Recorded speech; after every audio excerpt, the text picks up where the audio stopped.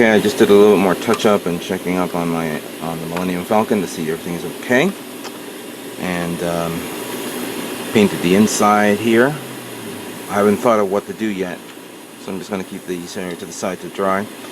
I've already painted the windows by putting on masking tape, and I painted it a black base. I also did it here, as you can see. Came out pretty good. But I think it's about time we begin painting the next color. And I am going to use MS Color, Gundam Color, MS White. This is basically an off-white color. I'm using my new Neo airbrush. Let's take this very slow.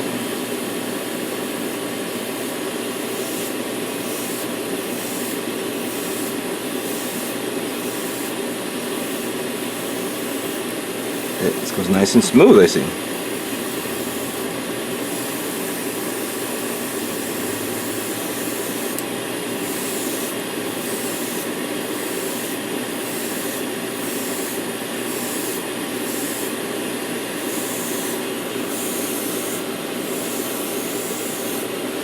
I don't want to oversaturate the entire kit, just enough so it's like a layer.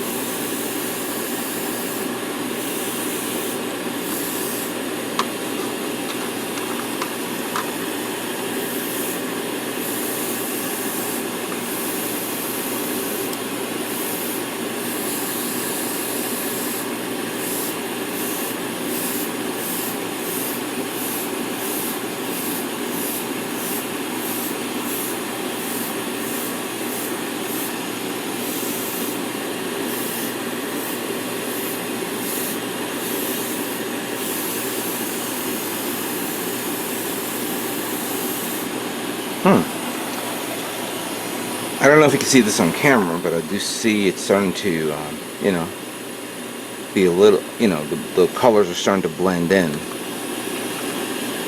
Let's do this side now.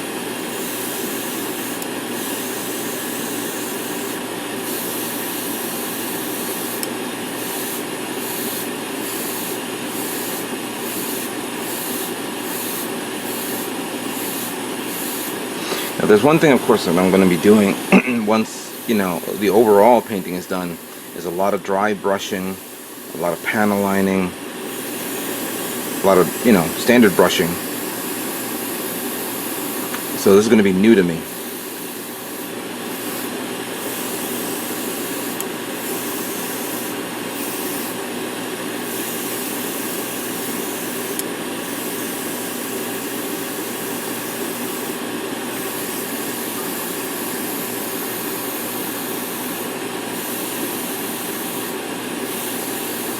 Some parts will be repainted again.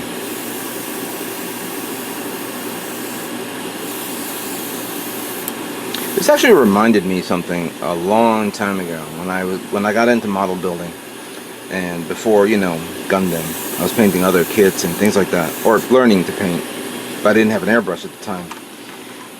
I knew a guy who built a tank. I think it was a Sherman tank, and he showed me a technique where the barrel had like a little bit of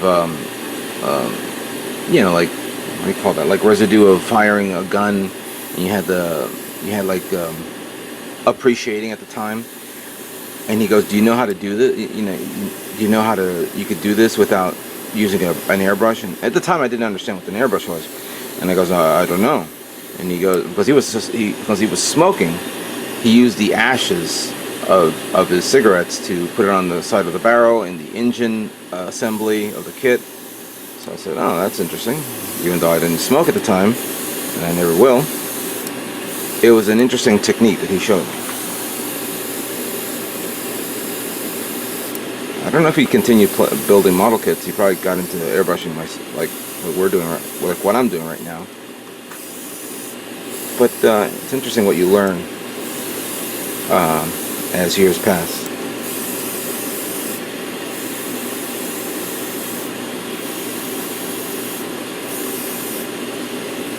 Alright, let's just complete the whole thing.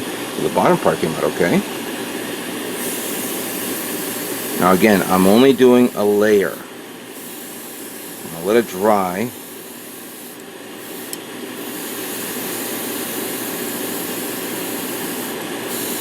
And then we'll give it another pass.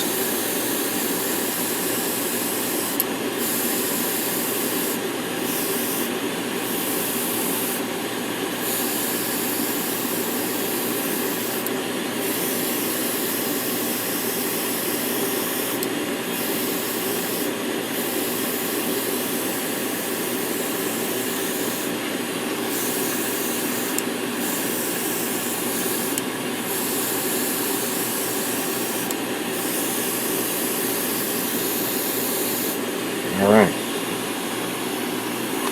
I'm going to leave the edges alone for now, because clearly the edges will have more detail. It'll be a little bit more grind and you know, more detail. More pre-shading gets in. Let's give it a minute to dry, and I'll do another cover up in a few moments.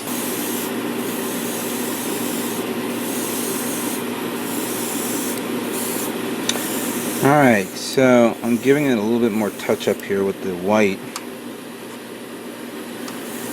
and pre-shading is starting to show very well. I don't, just double checking, make sure that I don't screw up on something where I miss something here.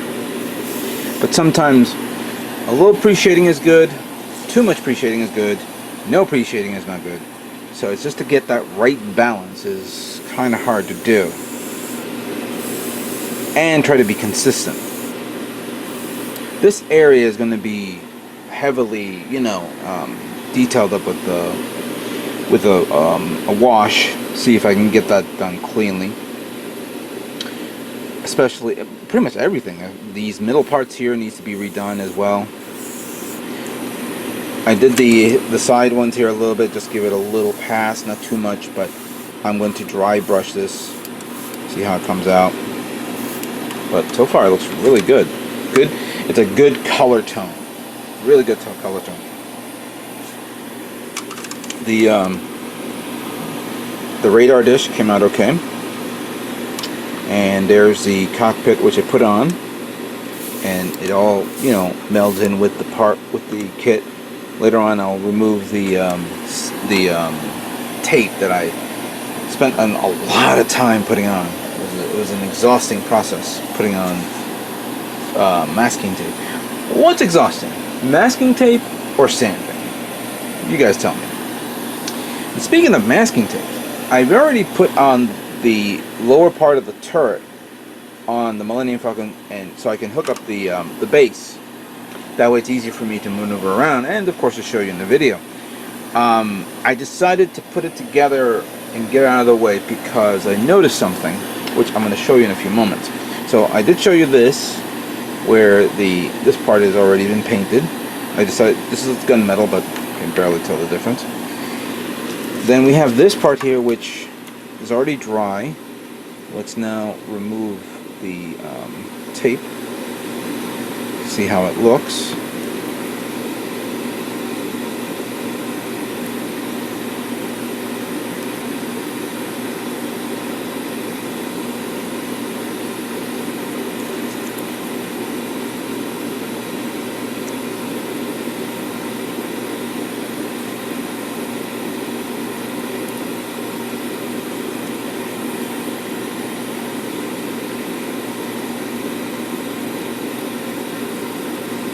Okay.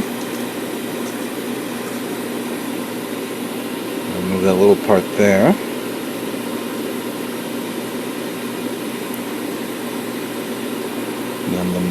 circle jerkle.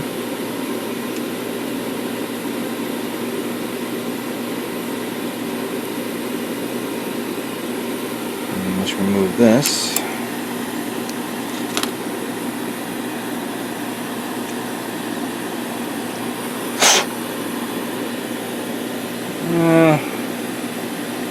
I don't know. It looks okay. Where's my brush? I had it here a second ago.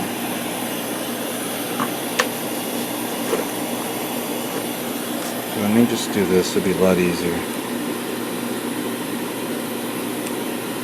Yeah, that'll be a lot easier.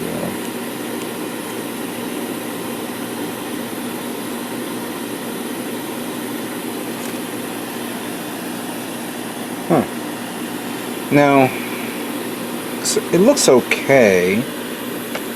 I see some extra paint didn't come out right. Let me see if I can sand it out, scrape it off a bit. There we go. This looks alright. Well, let me just show you what I'm going to do right now. So, I'm going to put this on here. Now, I don't have to worry about the edges, because once you put it on this, hold on a second, okay, so you put it on this, there, looks like that, and of course you cannot see the inside because there's no light showing through. Even if even if I left it alone and put a light source would have been great there, but it's not going to show anything. Hold on a second. I'm going to get rid of some scrap here that was pointing. Wow. I was on the other side. Okay. So yeah, I mean, you can't see nothing unless you had a light source back there. It's virtually impossible. I mean, you would have to really get a light source in there. But either way, that's what it looks like. And putting it here, just a little bit. There you go. That pretty much completes the model kit right here. But it's not complete yet, just yet. I want to, well, I don't want to spray because I don't want to accidentally, well, I'll pull it out later on. Let me just get it on areas that I can manage. So yeah, I just want to continue with this. Wait until it dries. And then we're going to move on to the next stage, which of course will be the finer details of this kit. So far, so good.